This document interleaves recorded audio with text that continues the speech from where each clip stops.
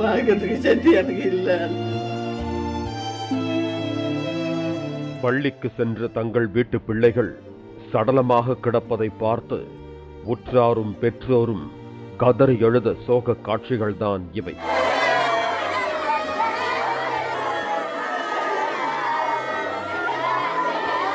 Cuddalore Krishnasamy CBSE பள்ளிக்கூட வேனில் சுப்பிரமணியபுரத்தில் இருந்து சாருமதி, செழியன், நிமிலேஷ், நிவாஸ் உள்ளிட்ட 4 மாணவர்கள் பள்ளிக்கு புறப்பட்டனர். பள்ளி வேனை ஓட்டுநர் சங்கர் ஓட்டிச் சென்றார். காலை 7:40 மணியளவில் செம்மங்குப்பத்தில் உள்ள தண்டவாளத்தை பள்ளி வாகனம் கடக்க முயன்றுள்ளது. அப்போது விழுப்புரம் மயிலாடுதுறை பயணிகள் ரயிலானது 80 கிலோமீட்டர் வேகத்தில் வந்து மோதி பள்ளி வாகனத்தை இடித்து 50 மீட்டர் தூரம் தூக்கி வீசியது. இதில் பள்ளி வாகனம் முற்றிலும் உடைந்து நொறுங்கி சின்ன பின்னமானது.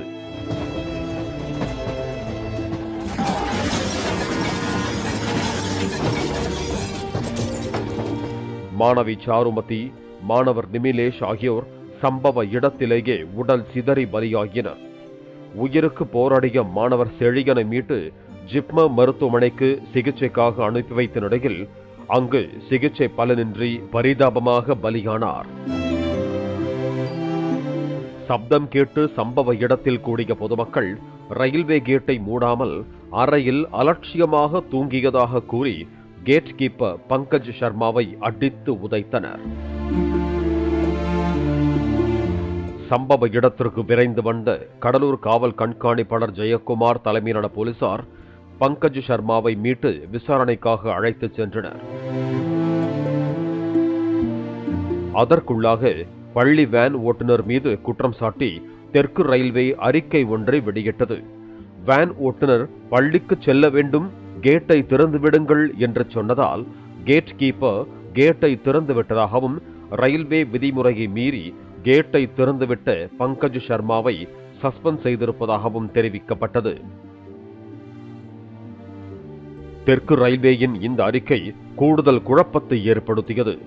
மூடப்படாமல் ரயில்வே கேட் திறந்தே கிடந்ததாக தெரிவித்த பொதுமக்கள் மூடப்படாத ரயில்வே கேட்டை எப்படி திறந்துவிட முடியும் என சம்பவத்தை நேரில் பார்த்தவர்கள் ஆத்திரமடைந்தனர்.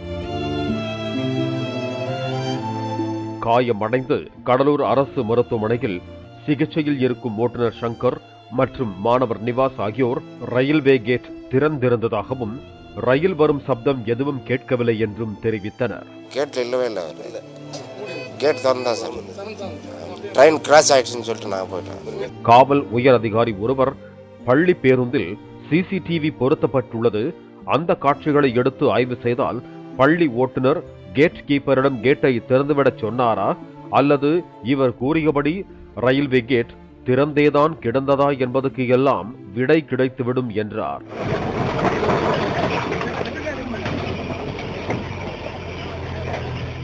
இந்த நிலையில் சம்பவ இடத்தில் ஆய்வுக்காக வந்த தெற்கு ரயில்வே டிகாரம் கூறியது மேலும் குழப்புவதாக இருந்தது.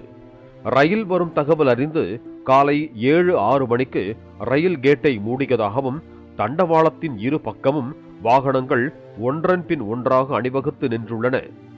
நீண்ட நேரம் வாகனங்கள் காத்து கிடந்ததால் இருசக்கர வாகன ஓட்டிகள் கேட்டுக்கொண்டதால் காலை 7:20 மணிக்கு கேட் கீப்பர் பங்கஜ் தனது மேல் அதிகாரிகள் யாரிடமும் முன் அனுமதி பெறாமல் ரயில்வே கேட்டை திறந்து விட்டதாகவும் அதற்குள்ளாக இந்த விபத்து நிகழ்ந்து விட்டதாகவும் கேட் கீப்பர் தன்னிடம் செல்போனில் தெரிவித்ததாக கூறினார். காலை 7:40க்கு கடந்து செல்லும் ரயிலுக்காக 7-6 மணிக்கே ரயில்வே கேட் மூடப்பட்டதாக கூறப்படுவது நம்பும்படியாக இல்லை என்றும் 7:20 மணிக்கு கேட் கீப்பர் ரயில் வரும் சமயத்தில் கேட்டை திறந்துவிட்டதாக கூறுவதும் ஏற்புடையதாக இல்லை என்றும் பொதுமக்கள் தெரிவித்தனர்.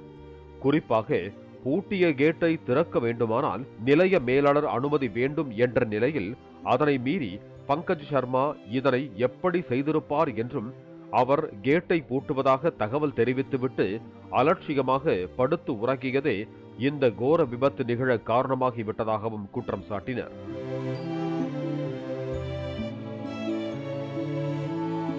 இதனை உறுதிப்படுத்துவது போல கேட் கீப்பர் பங்கஜ் சர்மா மீது கடலூர் ரயில்வே போலீசார் 5 பிரிவுகளின் கீழ் வழக்கு பதிவு செய்து அவரை கைது செய்திருக்கிறார்கள். பள்ளி வேன் ரயில்வே கேட்டை கடக்க முயலும் பொழுது கேட் போடாமல் இருந்ததால் விபத்து ஏற்பட்டதாகவும் அதில் போலீசார் குறிப்பிட்டிருக்கிறார்கள். நீதிமன்றத்தில் ஆஜர்படுத்தி பங்கஜ் சர்மா சிறையில் அடைக்கப்பட்டார். பாலிமர் செய்திகளுக்காக கடலூர் செய்தியாளர் லெசி ராஜா மற்றும் வேல்ராஜ்.